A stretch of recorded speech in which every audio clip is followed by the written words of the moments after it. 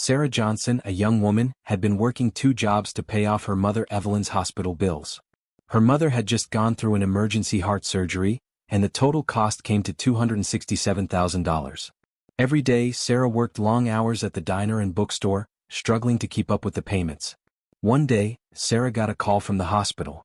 They told her that someone had paid off the entire bill anonymously. Sarah was shocked and confused.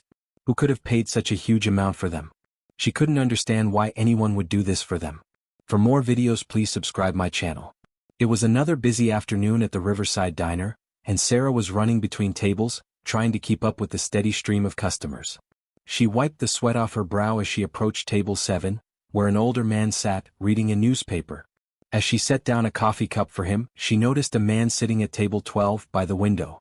He stood out from the usual crowd of regulars. His well-tailored suit and expensive shoes were unlike the jeans and flannel shirts of the diner's usual patrons. The man was deeply focused on the tablet in front of him, flicking through pages of a medical journal. Sarah noticed the title on the screen, Breakthrough Treatments for Heart Disease. Her heart skipped a beat.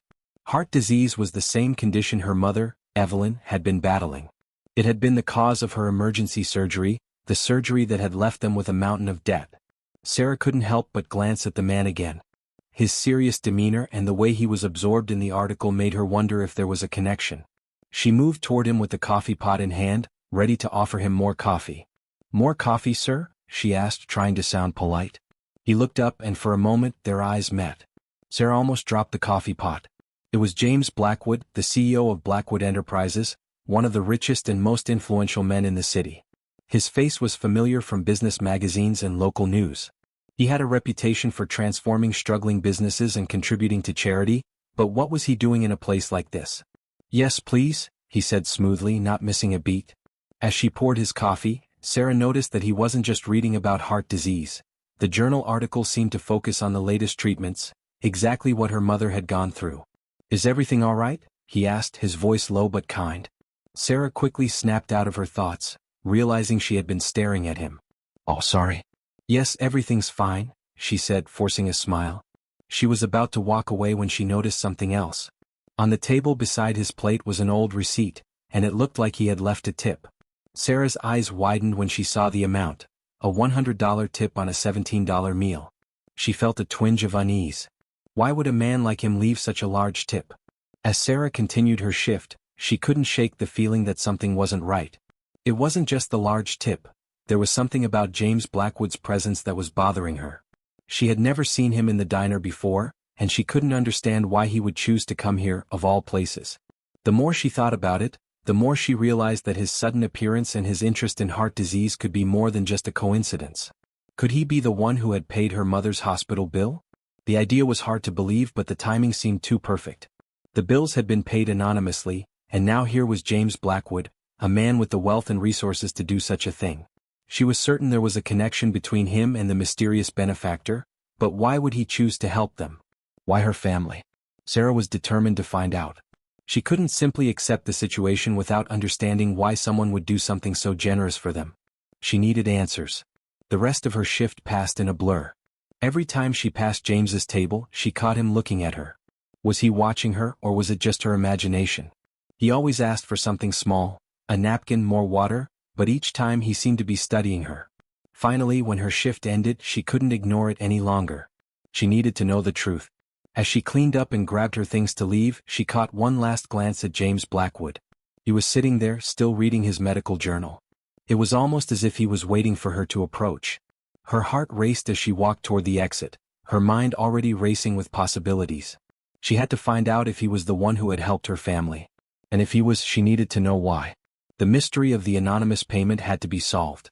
The next morning, Sarah couldn't stop thinking about James Blackwood. She had to know if he was the one who paid her mother's hospital bills. She spent hours pacing in her small apartment, trying to gather the courage to confront him. Finally, she made up her mind.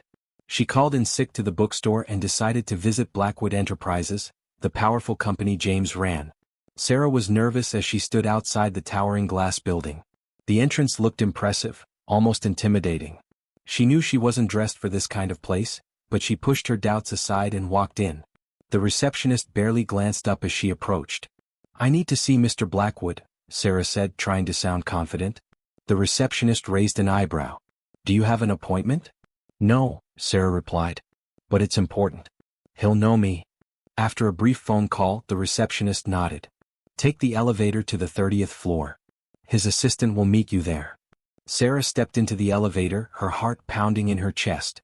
She didn't know what to expect, but she knew she couldn't leave without answers. On the 30th floor, Sarah was escorted into a sleek, modern office. James Blackwood was sitting at a large desk, his back to the window. The view was breathtaking, but Sarah wasn't there to admire the cityscape. She was there for answers. James stood up when he saw her and gestured to the chair across from him. Miss Johnson, it's a surprise to see you here, he said in a calm, professional tone. Mr. Blackwood, Sarah began, trying to control the nervousness in her voice. I have to ask you something. Did you pay my mother's hospital bills? James's expression remained neutral, but his eyes softened. He didn't answer right away but instead walked to the window looking out over the city. After a long moment he turned back to her. Yes, he said quietly. I paid the bills. Sarah's heart raced, and she felt a mix of confusion and gratitude. Why would you do that? You don't even know us. My mother never worked for you. James sighed and sat back down behind his desk. Actually, your mother and I do know each other. We met a long time ago. Sarah sat up straighter, her curiosity growing. What do you mean? James leaned forward, his hands clasped together. 25 years ago, I was a troubled teenager. I had been homeless for a while and had nowhere to turn. I was angry and desperate, making bad choices. Your mother, Evelyn, worked at the Oak Ridge Youth Center back then. She was the first person who saw something in me worth saving. She helped me get back on track, encouraged me to go back to school, helped me apply for scholarships. She even brought me meals when the center was closed. Sarah's mind was spinning. She couldn't imagine her mother, the kind-hearted kindergarten teacher, being involved in something like that. I didn't know she did that, Sarah said softly. James smiled faintly. Most people didn't. She was a quiet force. She didn't do it for recognition. She just believed in helping people, especially those who didn't have anyone else to believe in. He paused, then added, I never forgot her kindness. I promised myself that if I ever made it, I would find a way to repay her. Sarah was stunned. The man sitting across from her was the same person her mother had helped all those years ago. James had grown from a lost, angry teenager into a successful businessman, but he hadn't forgotten the woman who had changed his life. I never expected to see her again, James continued. But when I heard about her illness, I knew I had to do something. The financial burden was too much and I could afford to help. It seemed like the least I could do to repay her for everything she did for me. Sarah's eyes filled with tears as she processed everything James had said. But you didn't have to, she whispered. She never expected anything in return. James shook his head. She didn't. But I did. I wanted to give back, to help her in the way she helped me all those years ago. For the first time in days, Sarah felt a sense of peace. The mystery was solved and she understood why James had helped them. It wasn't charity, it was repayment for a kindness that had shaped his entire life. A few days later, James Blackwood called Sarah and invited her and her mother to dinner. I'd like to discuss the past and how things have come full circle, he said. It would be good to talk not just about what happened but about what's next for all of us. Sarah hesitated at first. She wasn't sure about spending more time with the man who had paid her mother's hospital bills. But there was something about his offer that made her feel this was important. She agreed, and they set a time to meet at a local restaurant that was quiet enough for them to have a proper conversation. When Sarah and Evelyn arrived, James was already waiting for them at a corner table. He greeted them with a warm smile, and Sarah could see that his appearance was much less intimidating in person than she had imagined. He wasn't the cold, powerful businessman she had seen on TV. Instead, he seemed kind and thoughtful, with a genuine interest in her mother's well-being. The dinner was simple, but there was a sense of comfort between them as they shared stories. Evelyn and James quickly began reminiscing about the past, especially their time at the Oak Ridge Youth Center. Sarah was surprised to hear how much of an impact her mother had made on James. She had always known that her mother was kind, but hearing how deeply she had affected someone's life made Sarah proud. Evelyn smiled as she spoke about the time when James was struggling. I never knew what he would become, Evelyn said. But I saw something in him. I always believed that if someone had a little hope, they could change their life. James nodded. And your belief in me changed my whole life, Evelyn. I'm here today because you never gave up on me. As they talked, Sarah learned more about the woman her mother had been long before she became a teacher. Evelyn had been involved in helping troubled youth, going beyond what was expected. Sarah hadn't known the full extent of her mother's kindness and generosity, and it was humbling to hear about it from James. She felt a growing respect for her mother's actions and the life she had led before becoming the woman Sarah knew. After dinner, as the conversation shifted to the future, James looked directly at Sarah. "I've been thinking," he said, "about how I can help you just as your mother helped me. I've recently started a foundation focused on helping at-risk youth. I believe you'd be a perfect fit for the role of community outreach coordinator." Sarah blinked in surprise. "A job? But I don't have any experience with foundations. I didn't finish my degree." James smiled gently. "That's why I think you're perfect for the job. You've been through struggles and you understand what these kids are going through. Your personal experiences will help you connect with them in a way that others can't." He paused, then added, "And if you take the job, we'll help you finish your degree. The foundation offers tuition assistance so you can continue your studies while working." Sarah felt overwhelmed. She had never imagined she would be in a position to work for someone like James, let alone have the chance to make a real difference in the lives of young people. The idea of returning to school was something she had put aside, thinking it was impossible. But now, with James's offer, it seemed like a dream that could come true. "I don't know what to say," Sarah whispered, trying to process everything. "You don't have to say anything right now," James replied. "But I want you to know that the offer is there. You can make a real difference and this job could be a new beginning for you." As they finished their meal, Sarah's mind raced. She had so many questions, but one thing was clear: her life was about to change. The opportunity James was offering her was more than just a job. It was a chance to make a real impact, follow her dreams, and continue her mother's legacy of helping others. A few days after their dinner, Sarah received a call from James. "I'd like to show you something," he said. "Something important that connects our families in a way you might not have known." Curious, Sarah agreed to meet him again. They arranged to meet at his office, where James had promised to share something that would shed more light on the past. When Sarah arrived, James was waiting with a small, worn leather journal in his hand. "This is something I found recently," James said, handing the journal to Sarah. "It belonged to my birth mother." Sarah took the journal carefully. The cover was faded with age and the pages inside looked fragile. She could tell it had been well worn, as if it had been cherished for many years. "I never read it completely until recently," James continued. "But when I reconnected with your mother, I felt it was time to understand more about my past. I want you to see it too." Sarah opened the journal to the marked page, and her eyes quickly scanned the handwritten words.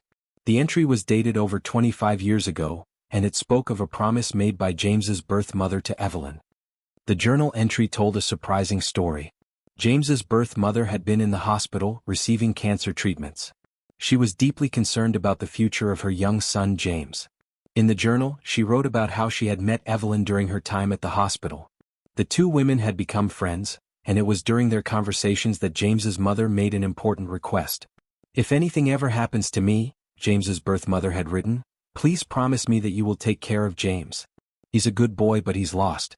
If I'm not here, I know he'll need someone to guide him. Will you promise me that, Evelyn?"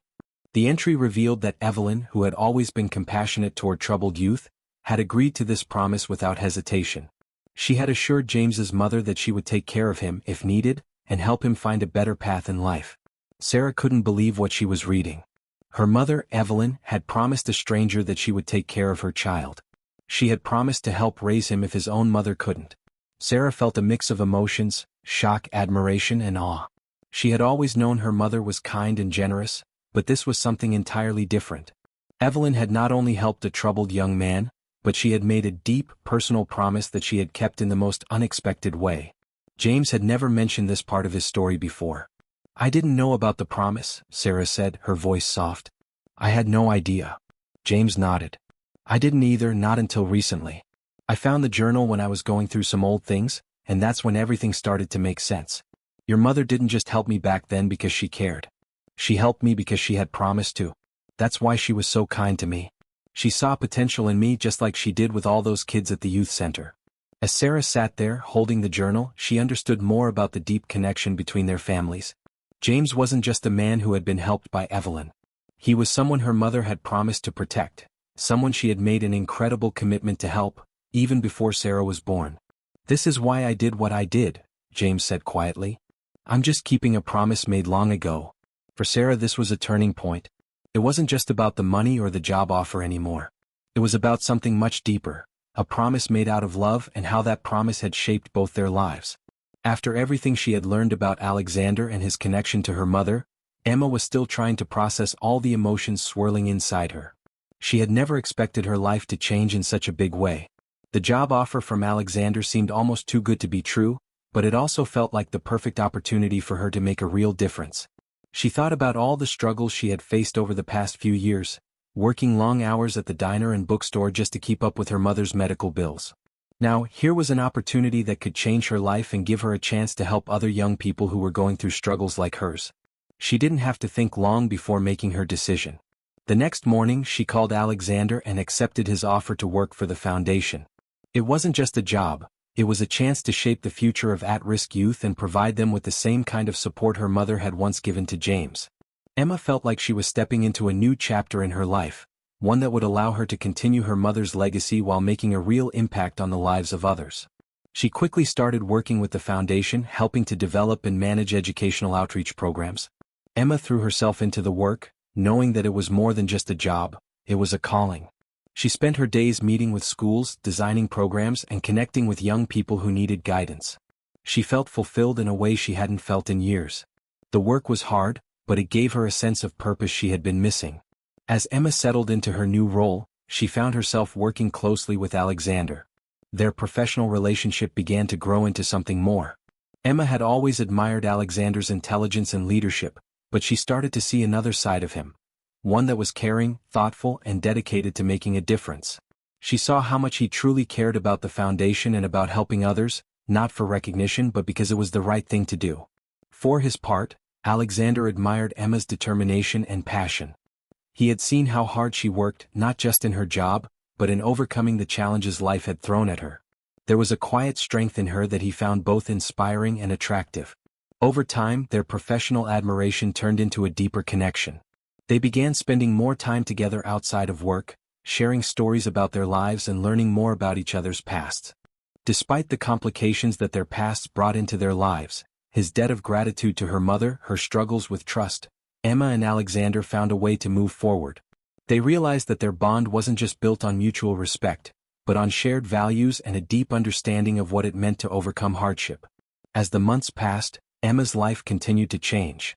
She no longer had to worry about making ends meet, and she felt proud of the work she was doing at the foundation. But more than that, she felt a sense of peace. She was no longer drowning in debt or stress. Her life was filled with purpose and hope for the future. Emma reflected on how far she had come in such a short time, from struggling to pay bills and worrying about her mother's health, to now being in a position to help others. She had found a job she loved, built meaningful relationships, and even explored a potential future with Alexander. Her bond with him grew stronger each day. They both understood the importance of healing from their pasts and building a future together. For the first time in a long time, Emma felt like she had control over her life. She was no longer just surviving, she was thriving. And as she looked ahead, she saw endless possibilities not just for herself, but for the future she and Alexander could build together. In the end, Emma and Alexander shared a quiet moment together, looking out over the city. As they reflected on everything that had happened, they realized how far-reaching kindness could be. The kindness Catherine had shown all those years ago had come full circle, changing not just their lives but the lives of others as well. Emma understood that her mother's generosity had not only shaped her own path but had also helped create a future where others could thrive. In that moment they both knew that kindness, no matter how small, has the power to change everything.